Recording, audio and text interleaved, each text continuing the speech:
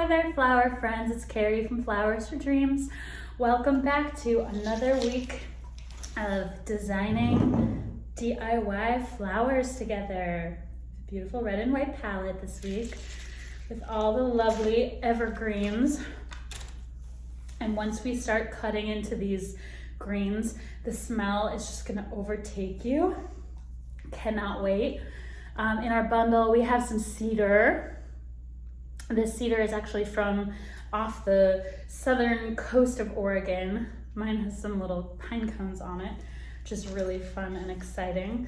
And our winter evergreen pine. So this is a white pine. You can tell it's a little branchy. It's got nice short needles, which is different than long needled pine. We also have one of my favorites, some Carolina Sapphire. It smells a little different than our winter evergreens. It has my favorite name ever. I think that's such a fun name for an evergreen. Sometimes it'll have little blueberries on it.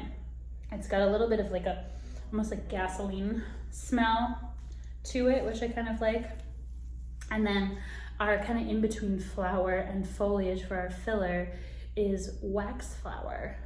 Fun fact about waxflower, it's actually used in pine sol. So it also kind of has that woody smell if you rub your fingers on it.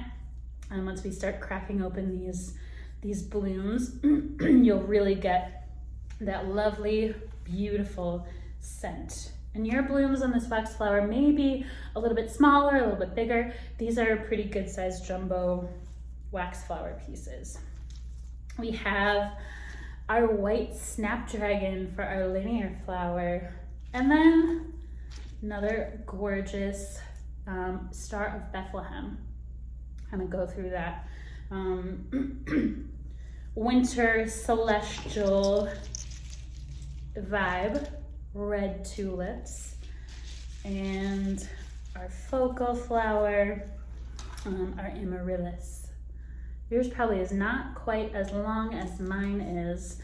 It's probably a little bit shorter, but you wanna be extra careful with your amaryllis. Mine has had a couple days to process, so it's got 2 open blooms and one more bloom that is going to pop open in the next couple of days. When you get yours, it may be closed and it will take a day or 2 to fully open into its most beautiful self. Now, something to know about amaryllis, as with similar flowers that have stamens and a little pollen on the end, you're gonna wanna pull off the little pollen. I've already done this, but you can just, before it pops open and becomes really heavily laden with pollen, you can just pull those little black ends off. Otherwise, you'll get some droppage from the pollen. It can get on your surfaces at home.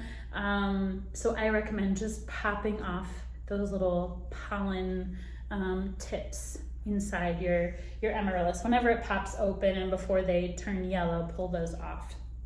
I'm gonna start, I'm designing today in our mason jar vase.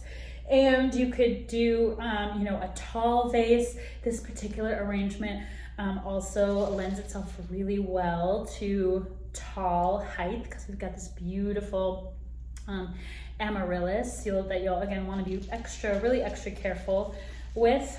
I'm gonna start with my white pine.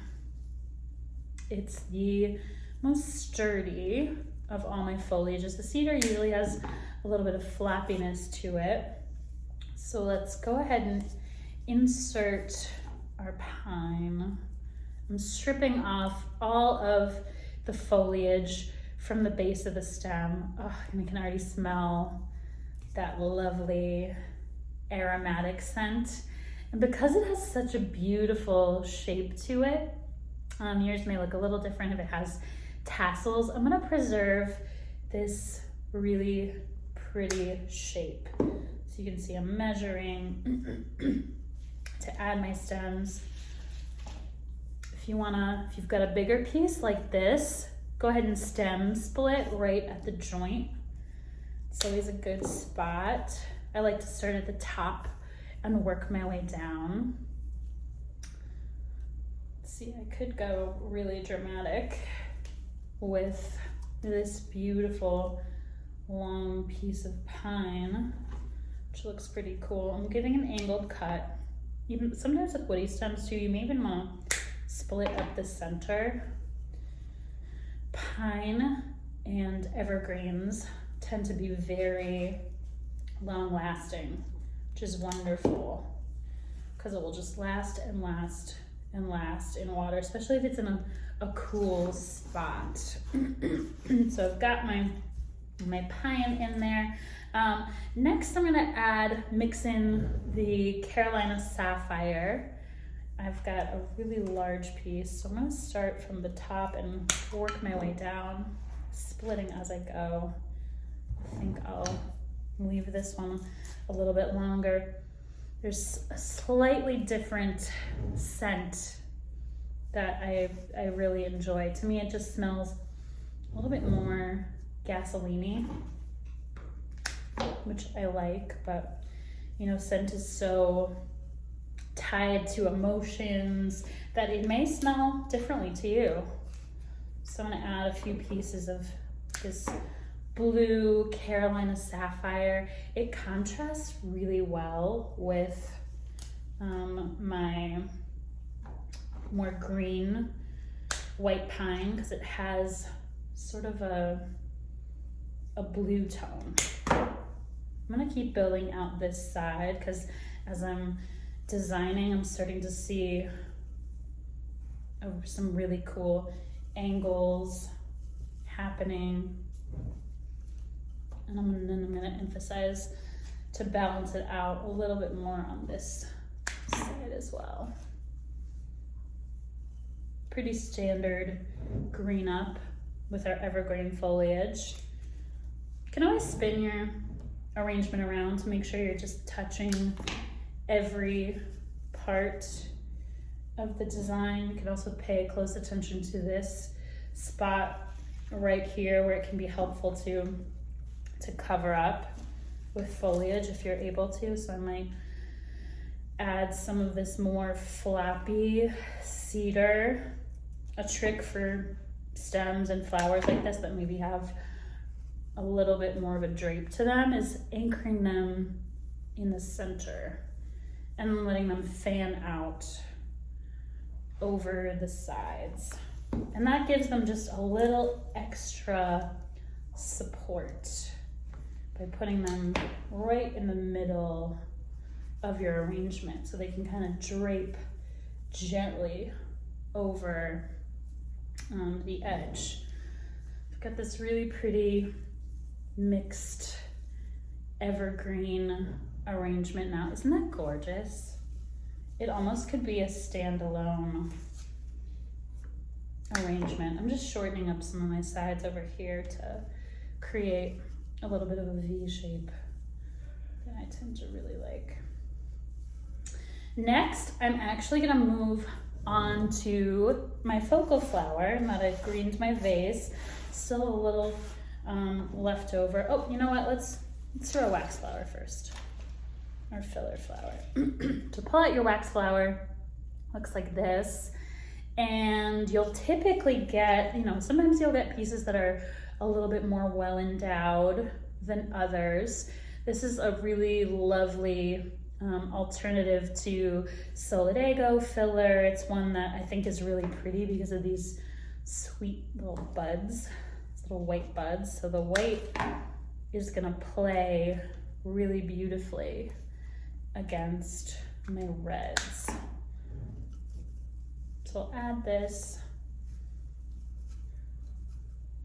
You may want to add a little bit, add a little pop of white, stem splitting kind of in the middle of the branch. May end up using some of that foliage, but what I really like is the white, the pops of white. So I'll try to find those joints right at the base where I have those white pops. And when I'm adding colors, Like first we're starting with our whites. I'll try to draw the eye around your design. So maybe when you first look at your arrangement, it kind of starts here, travels a little bit. You can always put a little something on the back side. Don't want to neglect the back. And then maybe I think one more piece on this outer side to again re-emphasize that long shape. So I've got a little dusting of white all through my arrangement. It's pretty subtle. And then I have a little on my back side, but if you want to design something front facing, you could focus all your blooms in the front. I just want to put a little visual interest in the back. All right, let's add our amaryllis next. This is probably the most challenging flower we have today. They typically have these sort of bent heads when they're still closed, but you want to give it enough room to really open up fully. And you also want to be extra careful about cutting the stem because they can become split like this. Sometimes people will even put a stick inside of their amaryllis. They have a few pieces of, we have a lot of wooden sticks here around the studio, and that can help support the stem. But you're gonna wanna put this in pretty gently. You don't wanna mash it into the arrangement, because you wanna keep that base as intact as possible. All right, I think I like that look with it high up there, but maybe play around with putting your amaryllis a little lower. I definitely want this trumpet to have enough room to fully open, which is why I'm avoiding putting it too low in the arrangement. You could even take a piece of your stick from your pine, if you have any left over, and put it in the middle of the amaryllis to help support it and keep it upright. Let's add our snapdragons next. Probably the next most delicate flower. Go ahead and strip off all that foliage, get all that good stuff out of there. And then I think I'll just play up that side moment again, calling out that long side piece. I sort of have a drapey moment over here, but I love that long moment that I've created on the side.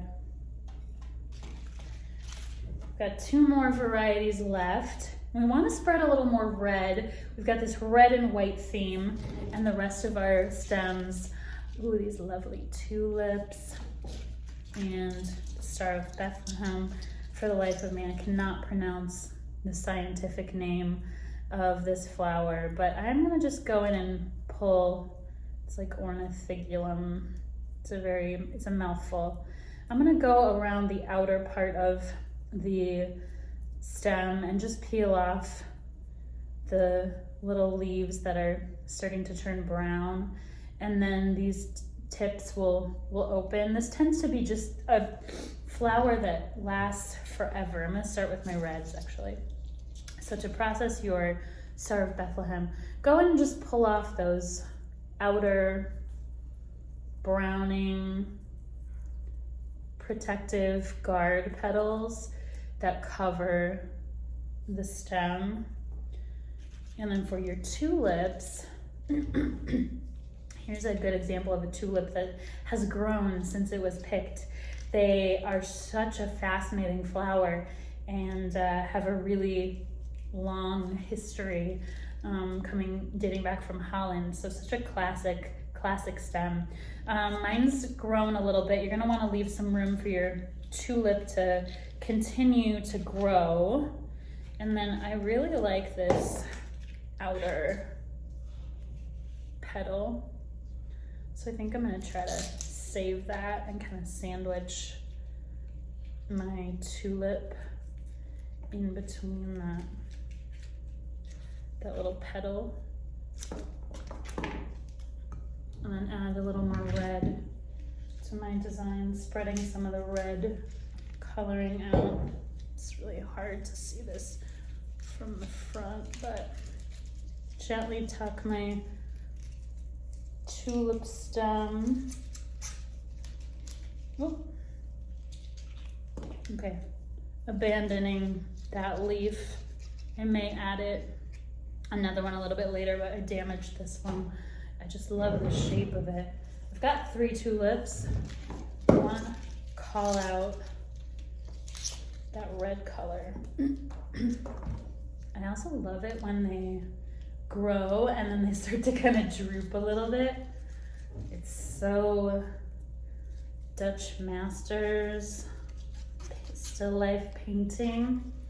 So if you notice your tulips drooping a little bit, that's part of their natural life cycle. They're not, this needs a little finessing to get in there. I always want to be gentle with your stems.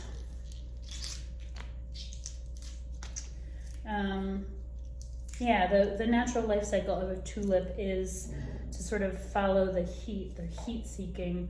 So you may see them change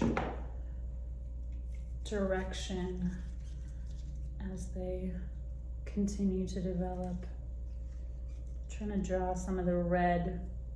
Another really fun technique to show you with these tulips. You could always let them open on their own, or you can practice reflexing them. So what I'm doing is I'm just taking that petal that's softened a little bit. It doesn't work with really tight tulips.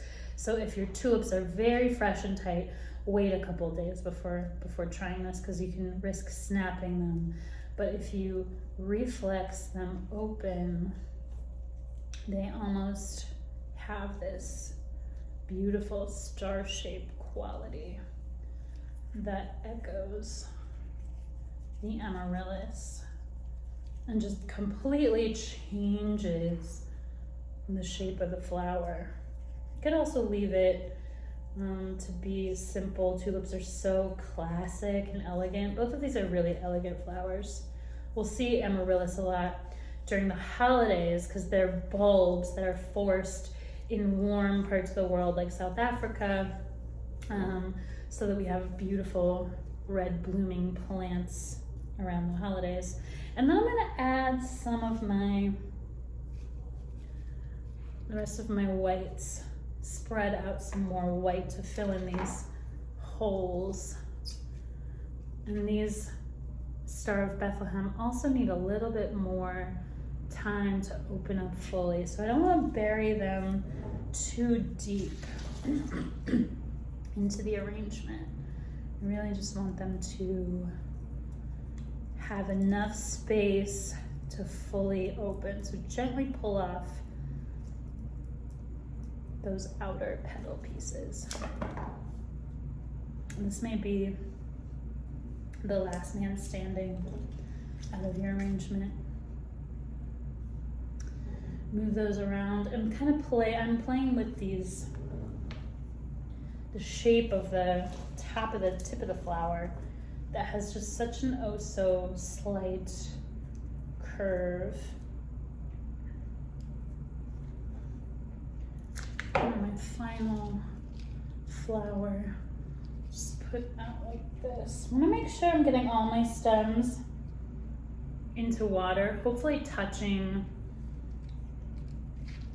the base of the vase if you can. The risk of your flowers just kind of floating in the middle is that if you forget to change the water on your arrangement, those stems risk being out of water, and then they will die sooner. Oh, lovely.